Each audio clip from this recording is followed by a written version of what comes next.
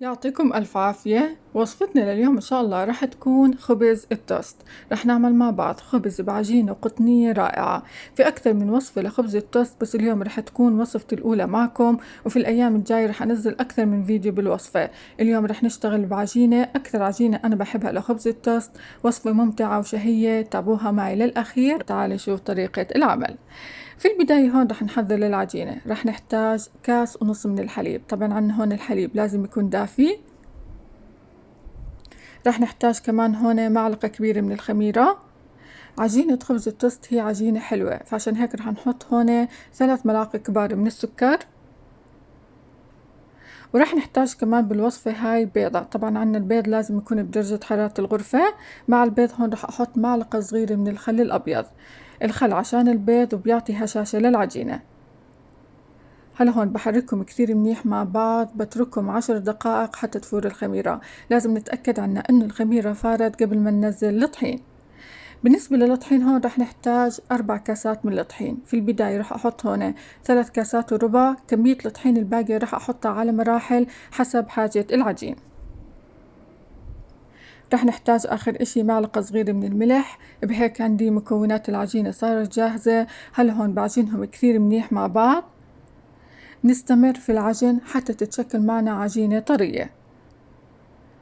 طبعا وأنا بعجن فيها حسيت إنه بدها طحين، فضليت أنزل كمية بسيطة من الطحين حسب حاجة العجين. رح أحكي بالنسبة للحليب السائل، في حال مش متوفر استخدموا حليب البودرة. بتحطوا لكاسة المي الدافية 3 ملاعق كبار من حليب البودرة. هيك عندي العجينة صارت منيحة. هلا هون رح أنزل الزبدة. بالنسبة للزبدة هون رح نحتاج 50 جرام من الزبدة. الزبدة هي بتعطي طراوة للخبز، فما تستبدلوها بالزيت النباتي، والأفضل إنكم تحطوها بآخر العجن. طبعا هون رح تغلبكم شوي العجينة وإنتوا عم تعجنوا فيها، بس آخر إشي رح تنلم معكم. وفي حال إذا متوفر عندكم عجانة طبعا بيكون أسهل بكثير الشغل. إذا ما كنتوا متمكنين بالعجين ممكن تحطوا الزبدة في المرحلة الأولى، بس أنا بفضل إنكم تحطوها آخر إشي، بتعطيكم هشاشة وطراوة للعجينة. طبعا هاي الحركة إنه تخبطوا العجينة بالصحن حتى تتأكدوا إنها ما تلزق معكم. إذا تركت أثر بالصحن بتكون لسه بدها طحين. هيك عندي تمام صارت، ما تركت أي أثر، وهيك أخذت كفايتها.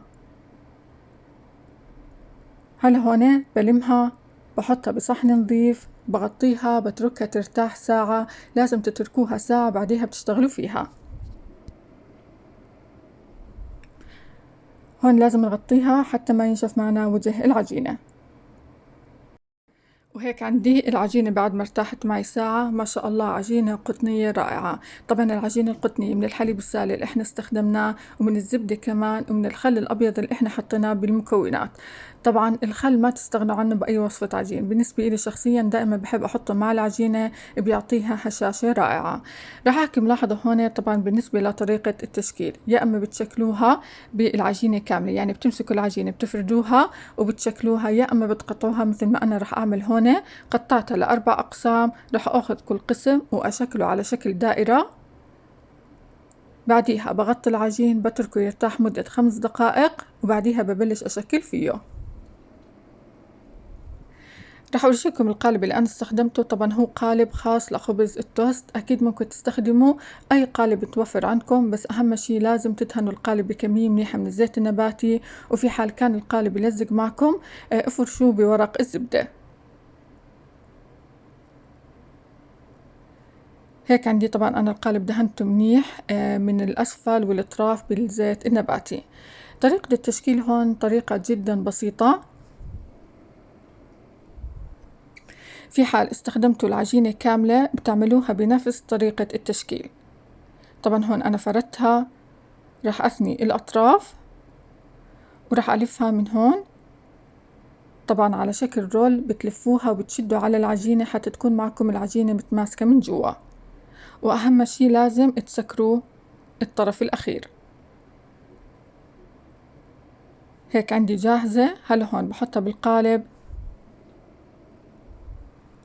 رح أحكي ملاحظة في حال كان عندكم حجم القالب صغير ممكن تعملوا قلبين. أنا عندي هون الحجم كبير فأخذ كل كمية العجين. زي ما حكيت لكم لازم تشدوا على الأطراف حتى تكون معكم العجينة متماسكة وما يكون فيها فراغات من جوا. هيك عندي صاروا جاهزين. هلا هون رح اتركهم يرتاحوا، اقل شي لازم تتركوهم يرتاحوا ساعة الا ربع. طبعا انا هون تركتهم ساعة كاملة، ولازم تغطوها حتى ما ينشف معكم العجين. طبعا انا هون شغلت الغاز وحطيتهم فوق الغاز حتى انهم يرتاحوا.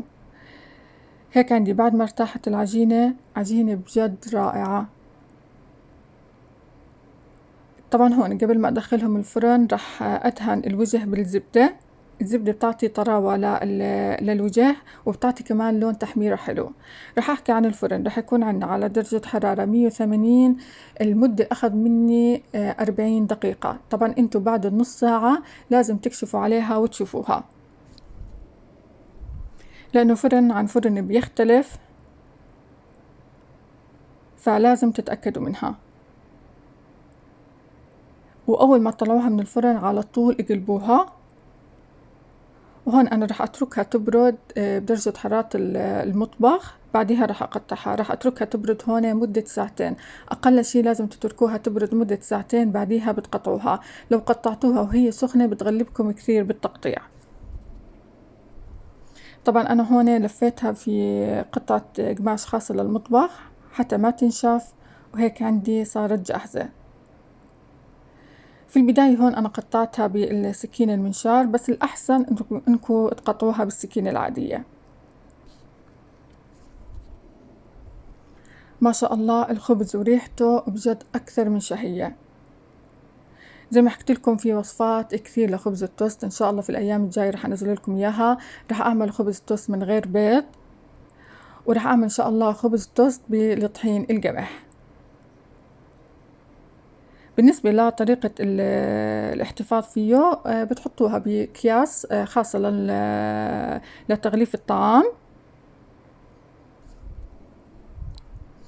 وبيضلهم عندكم مدة منيحة. يعني أنا ضلوا عندي 3 أيام وكانوا لسه طريين. وهيك عنا الوصفة صارت جاهزة، وهيك عنا الفيديو خلص. بتمنى كثير إنه الوصفة عجبتكم، بتمنى كمان إنه الفيديو عجبكم. إذا عجبتكم الوصفة، عجبكم الفيديو، ما تنسوا دعم القناة والاشتراك فيها، ويعطيكم ألف عافية وشكرا جزيلا لحسن المتابعة.